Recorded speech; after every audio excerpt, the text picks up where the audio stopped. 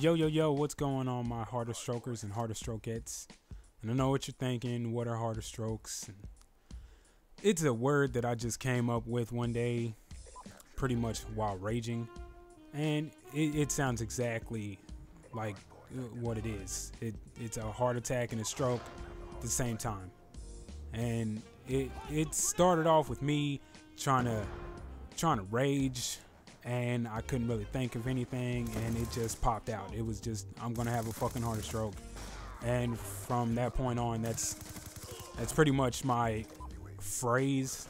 It's synonymous with me pretty much. And as a matter of fact, I'm using the MSMC right now, and that's what I call it, the Heartastroke. It's definitely my favorite gun. But this is a very old gameplay because I still use bouncing betties and shock charges, and this is even before the patch. But it's not really that important because this is really old. But I really wanted to reintroduce myself because I know a lot of people most likely didn't catch the first commentary, since apparently people just don't watch YouTube videos unless they have 8 billion views.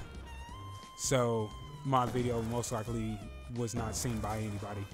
But yeah, I'm Anthony, and you really don't need to know my last name because it's not really important unless you know me, or you get to know me, or take me out on a date. And, you can make me all kinds of some brownies, give me some cherry Jolly Ranchers. Ooh, I can deal with a lot of. Anybody want to send me something for free, like cherry Jolly Ranchers or cherry Jolly Ranchers?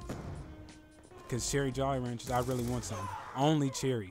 I want the bullshit ass blueberry, whatever they wanted. If they call that a flavor. But I'm 22. My blood type is, social security number is, okay, I'm not really gonna say all that, but it really doesn't matter. But I'm really a shy person. Like, it's hard for me to get used to talking to nobody. Like, seriously, I'm talking to you, but the audience, but at the same time, I'm talking to myself, and I sound pretty ignorant talking to nobody, so it's awkward. And I know this is probably my 10th commentary or something like that, and it's still awkward to this day. And luckily I do these commentaries when everybody's asleep, or they think I'm fucking nuts, even though I do talk to myself anyway whenever I rage. But that's just me. I mean, if you can't talk to yourself, then you really have problems. You should be able to talk to yourself. At least you know you're gonna have a decent conversation. But I play the saxophone. It's like my hobby. It's the thing I've done for pretty much ever. I've done it since I was in 7th grade. And at first, whenever I started playing it, I really didn't like it because we had to do an ear test. And after we did the test, we had to pick 3 instruments that we'd like to play. And I wanted to play the violin, so I chose violin, viola, because it was, to me, it was like, oh, it's pretty similar, so at least I'll get one of them. And I picked the saxophone. And it was weird because my best friend actually picked the same things, but he wanted to play the violin. And instead, he got the violin and I got the saxophone. And I hated the fact that I didn't get to play the violin, but I was like, might as well do it. But, being a shy person, I didn't quit playing the saxophone, mainly because I was, it was like I was scared to be like, I don't want to do this shit. But luckily, I stuck to it because it became one of the best things that ever happened to me. And, I started playing, and at first I was a pretty decent player, but I never took it seriously. I didn't really practice in high school. Like, we had chair placements. It was like first chair for the person that did the best on the tests, and the more mistakes you made, the further down you were. And I was pretty much never last chair. I was either first or second chair, and maybe occasionally third chair, even if I didn't practice. Because I would even get caught trying to walk home without taking my saxophone. The teacher would just pull up, and I was like, oh shit. And he, where's your saxophone? I'm like, oh, I'm just going, it's back in the, I'll get it later, and never get it. So, you know, back then I didn't take shit seriously.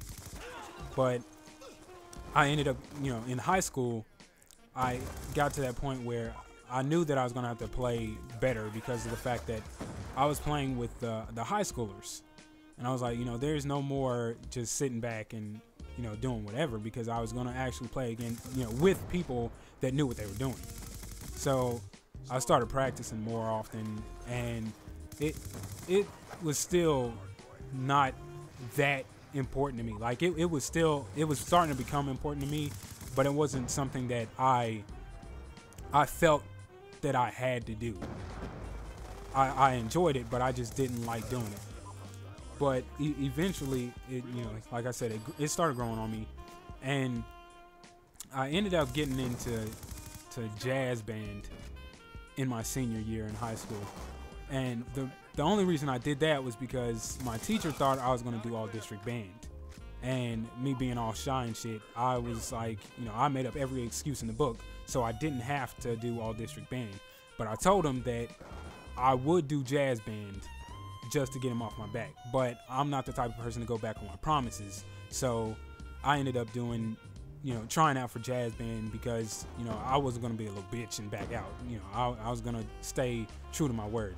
So tryouts came along, and I figured, what's the worst that could happen? You know, I'm already a shy person, and I was like, I didn't really want to do it. So I was like, if the worst that could happen is I could do bad, and then I won't have to do it.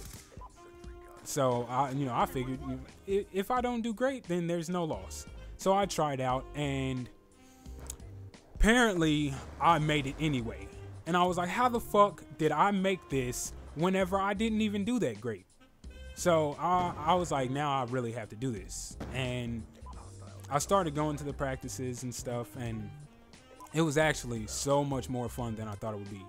And, you know, looking back now, it's like that was one of the things that if I wouldn't have done, I honestly would have missed out, because that was a great opportunity. And, you know, all the people in there, it was such a small group, but everybody in there was like family to me. They were like my second family, and, you know, you could talk and have fun with them all the time, and, you know, you still got to play your instrument, which was always fun. And eventually we ended up going to Fort Zumwalt North, which is in St. Louis, Missouri, for a band contest, our jazz band contest. And whenever I was there, I ended up seeing a player called Eric Marienthal. His name, I don't know why I said called, but his name is Eric Marienthal, and I don't know if anybody knows him, but he is a fucking amazing musician. He is hands down my favorite saxophonist on the planet. And I ended up seeing him, and just hearing him play just made me appreciate music so much more. And it was just everything about his sound and the technique that he had, and, you know, just everything. It just made it so much better to me. So, you know, from that day on, I decided, you know, jazz is something that I want to do. Like it, you know, I wanted to do something with music, but I wanted to exclusively play jazz. Well, you know, the jazz genre, you know, it doesn't have to be specifically, you know, old school jazz, but I wanted to play music like he did. And ever since then, I've always listened to his music, and I've always played his songs, but, you know, I don't ever write down music or anything, so I'll play along with his songs, and I'll keep playing it so much until I basically know his entire song by heart, and I'll you know, play it off the top of my head. And I love playing music so much. It's just everything that I am. If I didn't have music, I don't know what I'd be. I'd probably be some fucking strung out drug dealer getting molested by kittens or something. And the gameplay is starting to wind down. Oh, and I wanted to mention, my eye hurts right now. I don't know what the hell happened. I guess gnomes snuck into my room while I was sleeping at night and filled a knapsack full of cupcakes and beat the shit out of me in the eye, but it hurts. But the gameplay's over, and I went like 49-22. But thanks for watching the video, guys. Peace out.